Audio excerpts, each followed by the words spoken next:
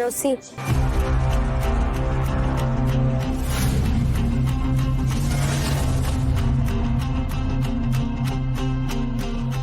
এটা তো ঋষি ব্যানার্জির ডিজিটাল লকার। তুই কোথা থেকে পেলি এটা? এর মধ্যে নিশ্চয়ই সবকিছু রয়েছে ওর। আচ্ছা, তো সবকিছু আছে। দেখো, যে তুই আমাকে বলেছিলিস যে দিদি কোনো ক্রিমিনাল অ্যাক্টিভিটির সঙ্গে জড়িত হোস না, হয়নি। ঋষিদের এগেনস্টে আমি কিন্তু কিচ্ছু করিনি, কারণ আমার বোন যতক্ষণ না প্রমাণ করছে যে ঋষি ব্যানার্জি ভালো না মন্দ, ততক্ষণ আমি কিন্তু কিচ্ছু করছি না বোন। বাট স্টিল দেখ, আমি তো চুপচাপ বসে গায়ে হাওয়া লাগাতে পারি না, আমার পেটের খরচাটাও তো চালাতে হবে না, টাকা পয়সা তো রাখবে। তাই আমি যেটা সব থেকে বেস্ট পারি, অনলাইন স্ক্যামিং, যেটা আমার থেকে বেস্ট এই ওয়েস্ট বেঙ্গল অন্তত আর কেউ করতে পারে না। সেটা তো আমি আবার শুরু করতেই পারি, তাই না?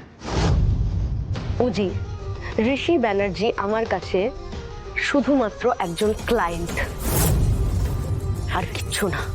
আর ওকে আমাকে ঠকাতে হবে। এই যে ডিজিটাল লকারটা, এখানে হাজার হাজার গরিব মানুষের রক্ত জল করা টাকা আছে, জমির দলিল, টাকা পয়সা, গয়না গাটি, এভরিথিং আছে ওখানে। ঋষি ব্যানার্জিদের মতো বিল্ডার্সরা, প্রমোটাররা, কনস্ট্রাকশন জায়ান্টরা মানুষদেরকে ঠকিয়ে জমিগুলোকে যে ছিনিয়ে নেয়, যেভাবে তোর আর আমার বাবার জমি ছিনিয়ে নিয়েছিল, সে সমস্ত কিছু এখানে আছে। আর এরা না নানাভাবে গরিব মানুষকে ঠকায়, জানিস তো? কাউকে এমনি এমনি টাকা দেয় না, কারণ মেয়ের বিয়ের টাকা মেরে দেয়, কারো সন্তানের পড়াশোনার টাকা মেরে দেয়। সে সমস্ত কিছু আছে এখানে উজি।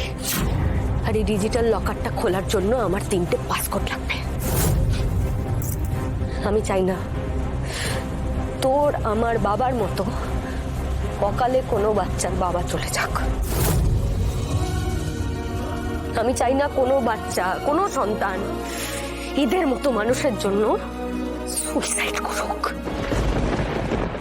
এই ডিজিটাল লকারটা খুলে না আমি যার যার প্রাপ্য জমি, টাকা সবকিছু ফিরিয়ে দেবো। সত্যি সত্যি তুই সবাইকে ফিরিয়ে দেওয়ার জন্যই চাইছিস? সত্যি ফিরিয়ে দিবি দিদি?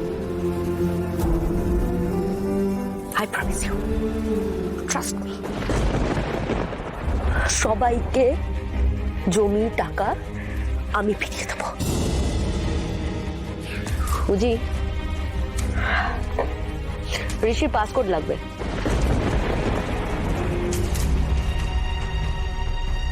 সেটা তুই আমাকে এনে দিবি। তুই